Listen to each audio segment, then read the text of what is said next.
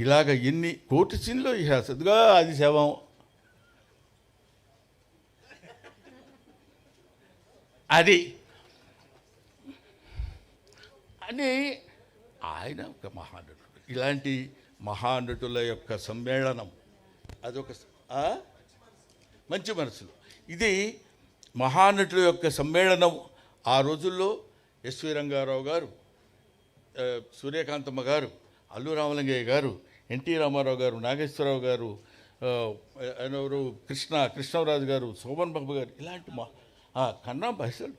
కన్నామ్మ గారు ఆవిడ, ఇలాంటి వాళ్ళని ఎవరిని మనం అంటే ఇంకా కన్నామ్మ గారు మాకంతా లేదు కాబట్టి ఒకవేళ మిస్ అయి ఉండొచ్చేమో కానివ్వండి.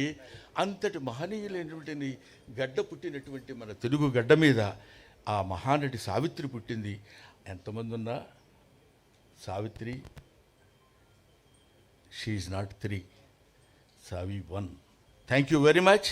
నాకు ఈ అవకాశాన్ని కల్పించిన మీ అందరికీ నా హృదయపూర్వక నమస్కారాలు తెలియజేసుకుంటూ, ముఖ్యంగా ఈ పుస్తక రచన ఆ పాపం అతను చెప్పబోతే సూసైడ్ చేసుకుంటాడు. అతని పరిస్థితి అది. ఎందుకంటే నేను ఇంత కష్టపడి రాశాను, ఈయన సావిత్రి గురించి చెప్తున్నాడు కానీ నా గురించి చెప్పడం ఏంటనే దాని నుంచి బాగా నాకు తెలుసు అతను ఎంత మనోవ్యత చెందుతున్నాడో. కానీ ఏమైనా ఇందులో నేను హాస్యస్పూర్వకంగా మాట్లాడినా కొంత నిజాయితీ ఏముందంటే, చిన్నప్పటి నుంచి సావిత్రి గారి గురించి, సావిత్రి గారి యొక్క జీవితాన్ని గురించి ఔపోసన పట్టినటువంటి ఒక చిన్న ప్రాణి సంజయ్ కిషోర్. నాకు నిజంగా అంత కమిటెడ్గా ఏదో చేసేద్దాం అని కాకుండా కమిటెడ్గా సావిత్రమ్మ అని ఎంతమందినో పిలిచేది, ఫోటో సెక్షన్స్, ఎగ్జిబిషన్స్ పెట్టి 15 కంటిన్యూస్ ఇయర్స్గా చేయటం అంటే నిజంగా అలాంటి వాళ్ళు ఉండబట్టే ఇలాంటి కొంతమంది నటులు బతుకుతున్నారా అన్న భావన అదంతా తయారు చేసుకొని వచ్చాడు కాబట్టి, మీలాంటి వాళ్ళ దగ్గరికి ఆ బుక్ తీసుకురాగలిగాడు కాబట్టి, ఆ పుస్తకం ఇంత ప్రచురణ పొందింది కాబట్టి, ఇంతమంది కొన్ని కోట్ల మంది మళ్ళీ ఒకసారి సావిత్రమ్మను మననం చేసుకోవడానికి అవకాశం కల్పించినటువంటి చిరంజీవి గారికి చేతులెత్తి నమస్కరిస్తూ,